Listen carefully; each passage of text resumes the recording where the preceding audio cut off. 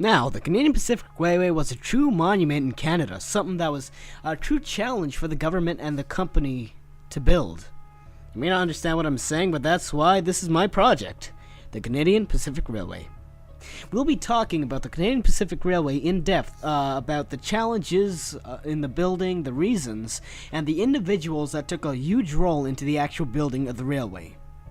Now, first, let's start off with something very important. The reasons for the building.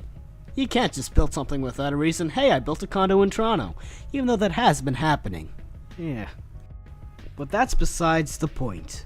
The main reasons for the building was the railway was a political necessity and an economic necessity for Canada. An all-Canadian railway would meet the demand for efficient transportation and communication system across Canada. As you see, this was the early days, like even the prototype of the phone, and not everyone had it, and it wasn't the best way of communicating back then. As you see, this was still the days of sending letters and all that. The internet was not even a thing. It's scary to think of those days, wasn't it? But as you see, Canada had most of its transportation heading throughout the United States under the Canadian Shield, as the Canadian Shield was a very hard place to build on top of, and some people even considered it 200 miles of engineering impossibility because of all this muskeg, mud and rock, all these mountains and rough terrain to build roads and trains through. But that's where the Canadian Pacific Railway pushed through to its limits. They wanted to make sure it was built on truly Canadian soil, said John A. MacDonald. We'll get into more details on him later. The reason why this was happening is because Canada did not have the best relationship with USA as we do have today. Even though we may not be the best of allies, we're friends. But back in the day when the French and the British still controlled over land and they were near the end of their migrating days into North America over ships overseas, they were still into a bit of conflict.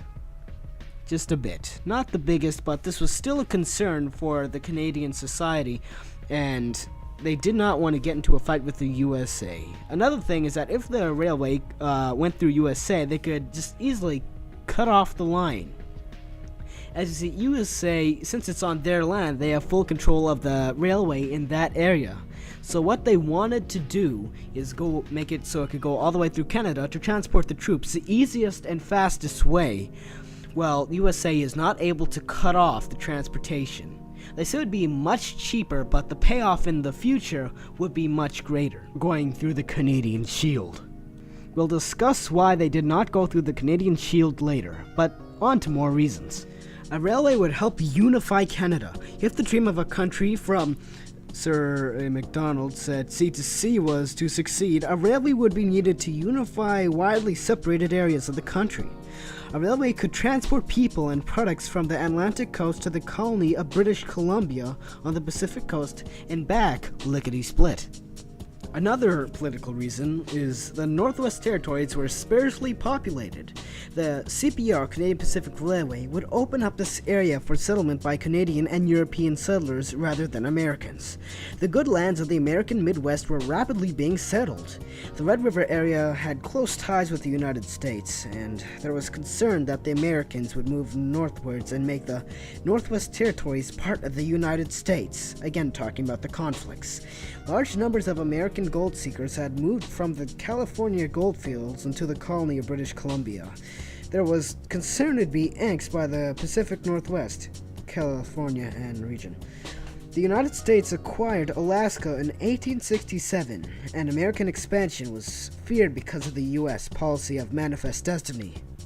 Canadian politicians also feared American railways might extend their operations into Canada. Now, the railway was an economic necessity for Canada, and we'll be going into those reasons now.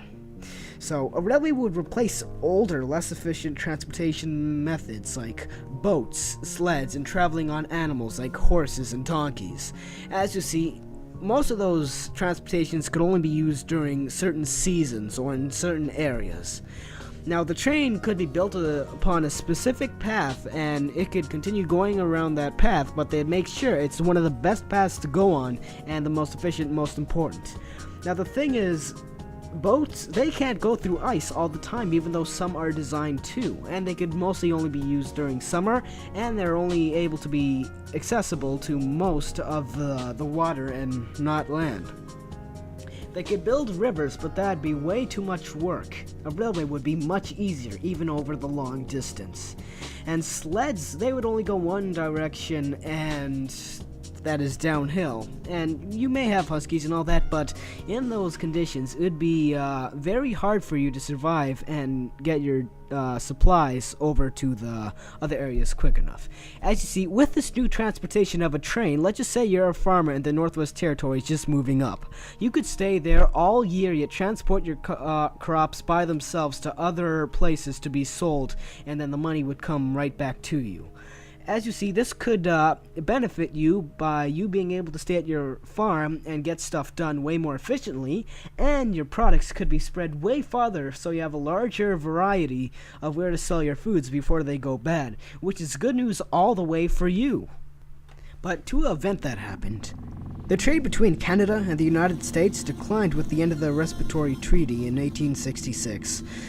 The new provinces in Canada needed other markets. The Canadian businessmen reasoned that if other areas of British North America were settled, the settlers would become a market for goods made in central Canada and in the Atlantic provinces.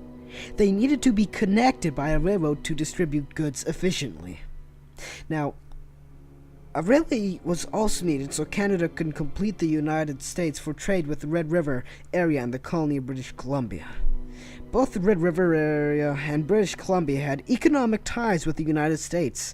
After the decline of the gold rush in British Columbia, new markets were needed to solve the colony's economic problems.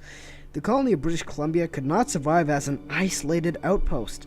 A railway to both of these areas would be an economic benefit, making sure that the materials, resources, and money and supplies could be transported easily. Now, available farmland in Ontario was scarce, and opening up the Northwest Territories would be a great option. The good farmlands in Ontario were almost all taken. The Northwest Territories offered new land. A railway would take settlers to the west. A railway would also bring the products of these farms, mainly wheat, to markets in central and Atlantic Canada. Now, after all the reasoning, politics, and all of that, they finally started thinking about the construction of the railway. But what's the point of that if there's no one to back it up? And that's where we start talking about John A. Macdonald, who I mentioned earlier. But time for the challenge. Now, the building of the railway was part of Macdonald's national policy. He dreamed of binding the country together from sea to sea, he quotes. A railway would fulfill the Canadian government's promise to British Columbia when it entered Confederation. It would also bring thousands of settlers to Northwest Territories. And Macdonald, after running for Prime Minister, in 1878, he was elected. And a part of his policy, he decided to work directly into the Canadian Pacific Railway. And he had construction started in 1880. But where's the resources? What about them? The Canadian Pacific Railway Company was formed. The company was given the task of building a trans-concessional railway from Montreal to the west coast of British Columbia. It would take over the rails already built from Montreal to the east of the Atlantic provinces. With a population of only 4 million in Canada, Canada managed to complete this trans-concessional railway in only a few years after the United States finished theirs. Another reason why this finished early was because of a smart individual named... This man was Sir William Cornelius Van Horn. Born 1843, dies 1915. He was the general manager of the CPR from 1882 to 1888, and also the president from 1888 to 1899, continuing after the manager. He was the chairman from 1899 to 1910 after that. Now, his achievement is he completed the railway ahead of schedule in 1885 instead of the targeted date of 1891. In the last spike photo, he is the man with the dark beard and mustache standing behind Donald Smith. I'll highlight him so you could see.